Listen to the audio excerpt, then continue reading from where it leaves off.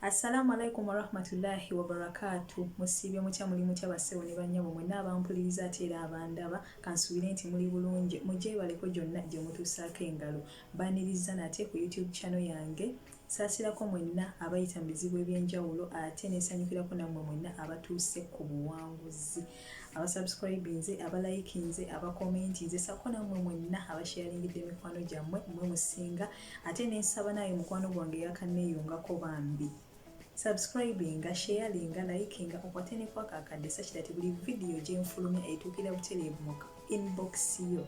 Yes, kuno nsomerako obutabo ate era ndeetako ne stories eziri motivational ebyewuunyisa mu nsi n'ebirala.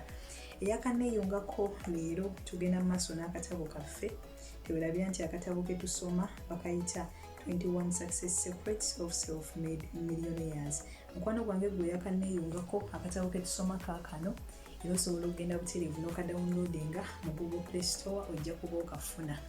Twakasomako introduction ne secret number 1 eyali egamba nti dream big dreams. Sako ne secret eyokubiri eyali egamba nti develop a clear sense of direction. Secret eyokusatu eyali egamba nti see yourself as self-employed. Katugendagenda ku secret eyokuna mu katabo kaffe 21 Success Secrets of Self-Made Millionaires. Kitegeeza tulina okuzisoma zonna the 21 Success Secrets. Kansuubire nti muganda wange gwe madde ntambula naawe ebbanga lino lyonna olina ate ky'osobodde okubeera ng'oyigamu ekigenda okuyamba oboolyawo mu bulamu bwo. Secret eyokuna egamba nti do what you love to do. Kyoyinza okuvvuunula ng'ogamba nti kola ekyo ky'oyagala okukola. When you start doing what you really love to do, you'll never work another day in your life. Eyo kooti yakolebwa omukulu Brain Tracy. Agamba nti buli wotandika okukola ekyo ky'oyagalira ddala okukola tojja kukola lunaku lulala mu bulamu bwo. Eyo kooti yakolebwa omuwandiisi w'akatabo kano yennyini ayitibwa omukulu Brain Tracy. Okay, tutandise ne paragraph number 1. Doing what you love to do is one of the great secrets of financial success. Okukola ekyo mu butuufu ky'oyagalira ddala okukola kye kimu ku byama ebyokubeera ng'otuuka ku buwanguzi mu byenfuna. One of your primary responsibilities in life is to find out what you really enjoy doing, what you have a natural talent for, and then to throw your whole heart into doing the particular work very, very well. Atugambye nti obumu ku buvunaanyizibwa bw'olina mu bulamu bwo kwe kuzuula ekyo ky'onyumirwa okubeera ng'okola, ekyo ky'olina kwegamba ekitono ekyo ky'olina mu bulamu bwo, then omutima gwo oguteeke mu ekyo kyennyini ky'owulira ky'oyagala okukola ate era nga n'ekitono ekyo okirina okiteekemu omutima gwo gwonna then okikole bulungi nnyo. Self-made millionaires are those who have found a field where their natural strength and abilities are exactly what is required to do the job and achieve the results desired.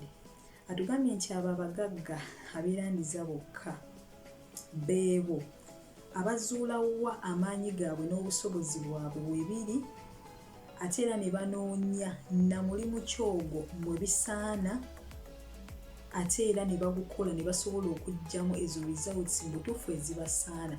Lwansonga banoonya kiki kye bali amaanyi gaabwe n'obusobozi biriwa okitegeera ate era ne beetaba mu egyo emirimu gyennyini ewali amaanyi gaabwe we geetaagisa n'obusobozi bwabwe era beebo omwana watu be tulaba nga bafuna ne results ennungi.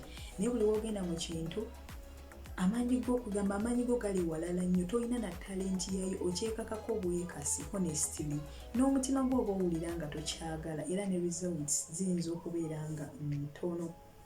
Okay. Most self-made millionaires say that they never worked a day in their life. Agamba nti abagagga abasinga oba self-made millionaires batera okugamba nti tebakolangako lunaku lulala mu bulamu bwabwe. Okay?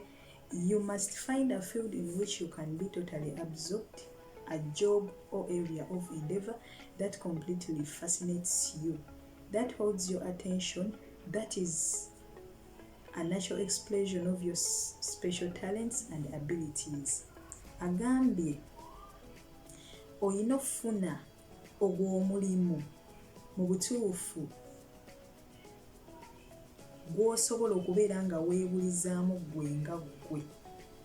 Kwegamba omulimu omugya amaanyi go n'obusobozi bwo ogusobola okubeera nga gukuwanirira ggwe nga ggwe, ogusobola okubeera nga oteekamu ebirowoozo byo n'okubeera nga oyolesa ekitone kyo ssaako n'obusobozi bwo mu ekyo oba munfunye nti olina okufuna nti kiki kyogenda okwenyigiramu. Ddala ekyo kyogenda okwenyigiramu obusobozi bwo n'amaanyi go we gali oba gali mu kirala. Ye abaffe oba nga ddala okifunye otaddemu ebirowoozo byo byonna, ogenda kusobola okubeera nga oyolesezaamu ekitone kyo ssaako n'okubeera ng'olaga obusobozi bwo mu ekyo ky'oyingiddemu. So kye kino kyagezaako tugamba.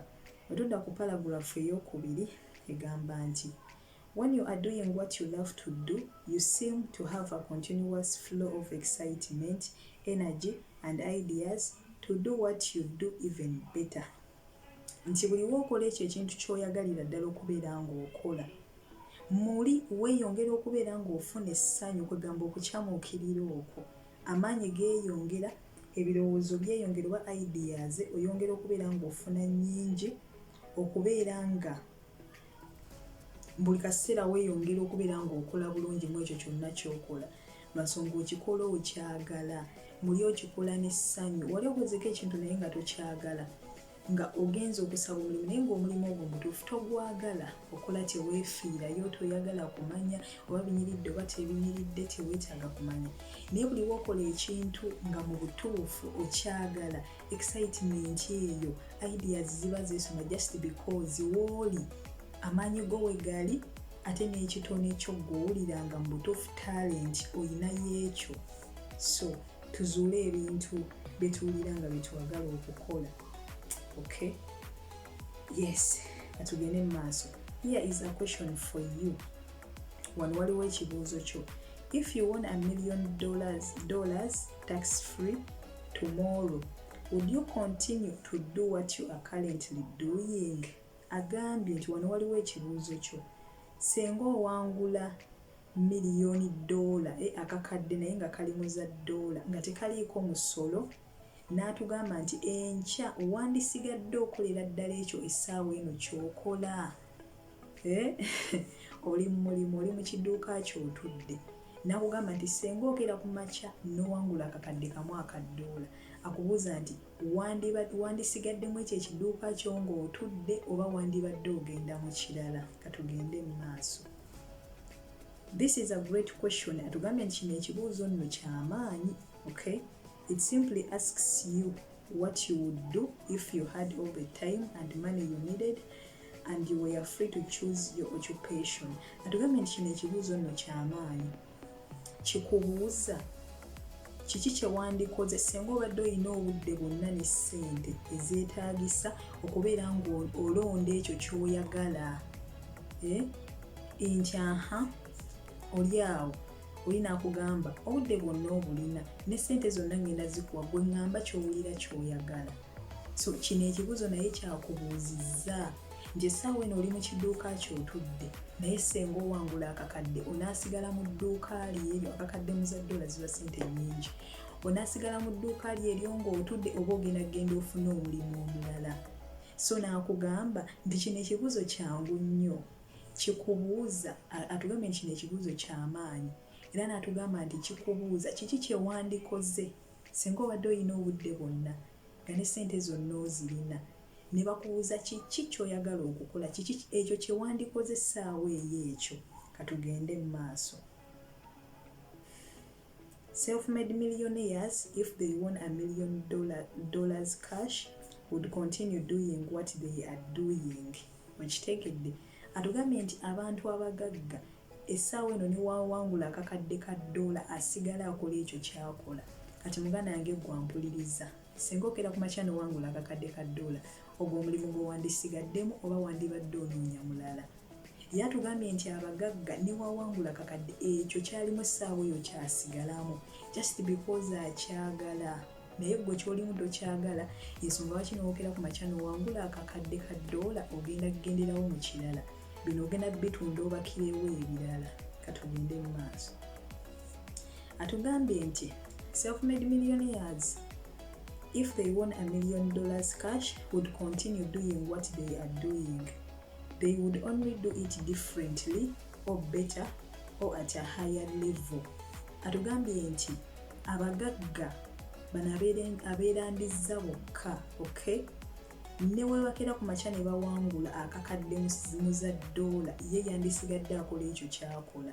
Wabula n'atugamba nti just yandikyusizaamu mu ngeri gy'akikolamu, oba n'akyongerako kale n'akirongosaamu nti waliba libadde edduuka ng'omugagga ono lyalina, oba edduuka kya Adway oba kya wholesale nga kyalina, n'akera ku makya n'awangula akakadde ka $, just agenda kukyusaamu nti ku luno mbadde nsuubula ebintu bya ssente wezi kati kannyongereko, oba kannongooseemu nti wano mbadde ntundira mu kyalo kati kangende mu kibuga nfune ewantu ewalungi.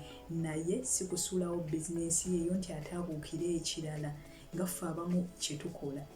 Ogenda n'obeera n'omulimu gwo, bizinensi yo ogizimbye, akasente wekeeyongera n'ogisuulawo n'obuukira endala. Okay? So, ye tatuadvisinga kubeera nga tetukola ekyo. Okay,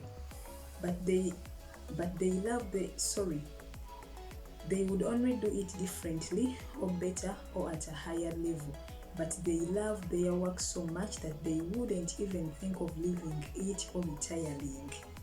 Oba self-made millionaire ne wakera ku makya n'awangula ssente, ajja sigalamu ekyo kyakola, just ajja kyusa mu ngeri gy'akikolamu.